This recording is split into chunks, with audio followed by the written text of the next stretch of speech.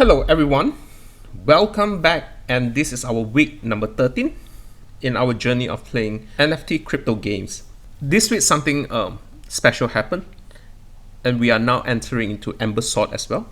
Currently our portfolio will have AXIE Infinity, Illuvium, Ember Sword, and a little bit of Guild of Guardians.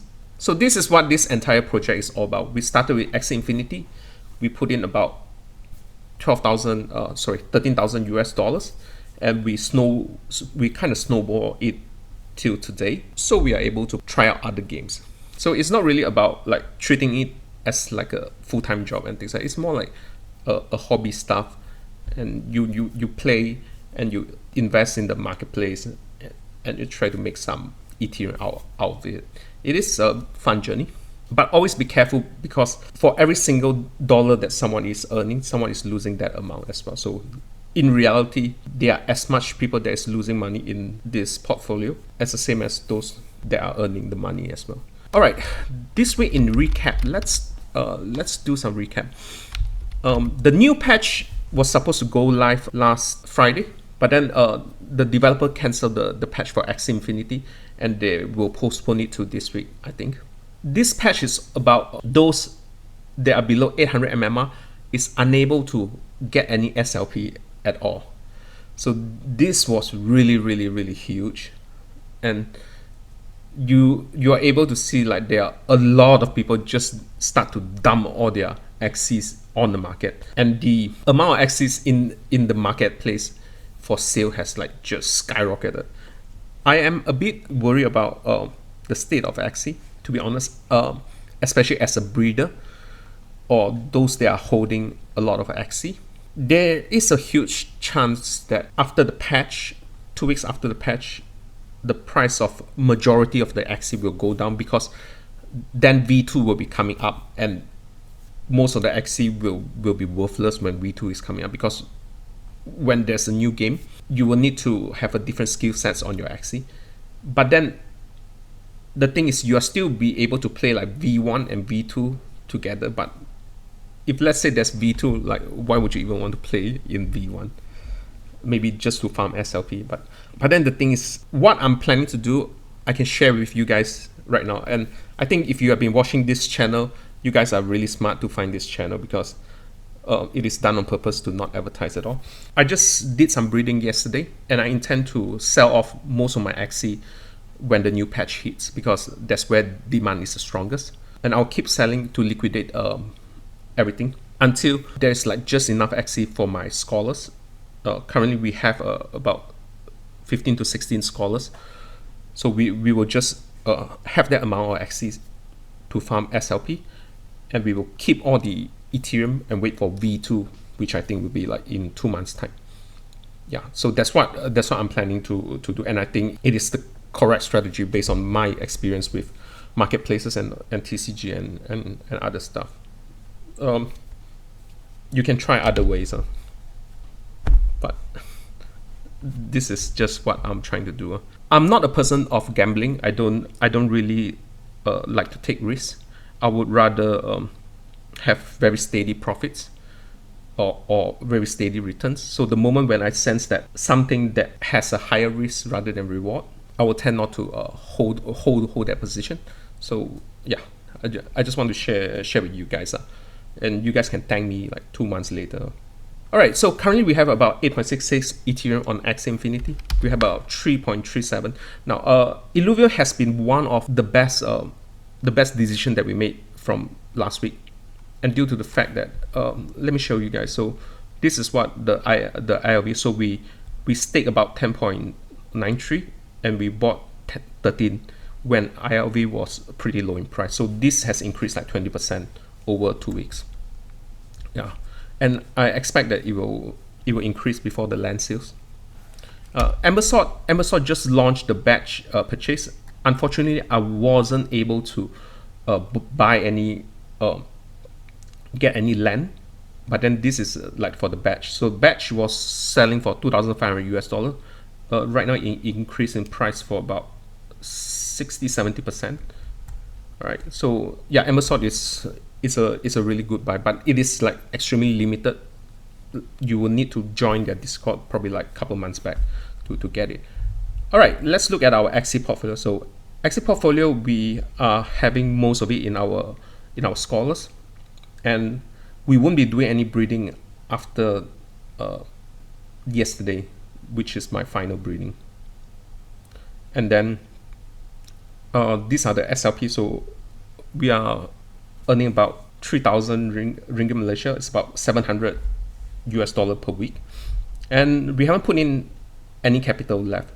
We haven't put in any capital, so this is our initial capital, which is about 55,000 ringgit Malaysia, works out to be around $13,000. And then this is our current shareholding. Now notice that I put a 15% devaluation on our AXIE, so I devaluate it further to 8.66. So in hand, I'm holding about 1.49 Ethereum, and AXS, I borrow 1.5 AXS from my friend for breeding, and then we have some SLP here, and these are our position in ILV. Now for the SILV, I value it as at half the price of ILV, but it should be higher. So to be honest, like the profile of our SLV value should be higher, Ember Sword and RM. Now notice that previously I have about $8,000. Currently it's about $1,000. So what I did was, the fiat currency that I originally taken out from the portfolio, I reinvested it back in on Ember Sword and Illuvium. So what I'm planning to do is, as I sell more and more of my AXIEs, I will then encash it out to my RM. Currently, if you look at our total valuation, it's about 55,000. So initially we started at $13,000, now we are at 55,000. And our ROI is 326% over 3 months. So we have been gaining 100% on a single month up to this date. I'm kind of happy with that. I think it's like the strategy that we have been using for every week has been different, and this is so fun. It's not like just like holding or like breeding. Like sometimes we do flipping, sometimes we do scholarship, sometimes we like buy. Sometimes we invest in other games and stuff like that. Yeah. So if we compare our portfolio against AXS is still the winner. It's about 4.2%, 420% within the same period, and ours is 330%. But I'm pretty sure that AXS will remain this level for quite some time, and we have a lot of room to grow. One thing that I want to comment about AXIE Infinity is that there are just not many things to do in AXIE Infinity right now, because like as a breeder, what I foresee is the value for AXIE will go down, so it doesn't really makes much sense for me to like buy and breed AXIE, because like it doesn't, like, who wants to make losses, you see, like even if it's a small profit, I think like a lot of people wouldn't mind, because but if you know that something is going to devalue in price, like, and then the next is the seasons.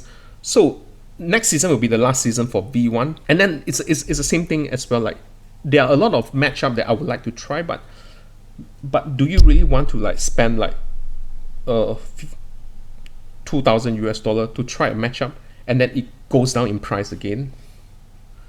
So that's what I want to comment about the current game of state.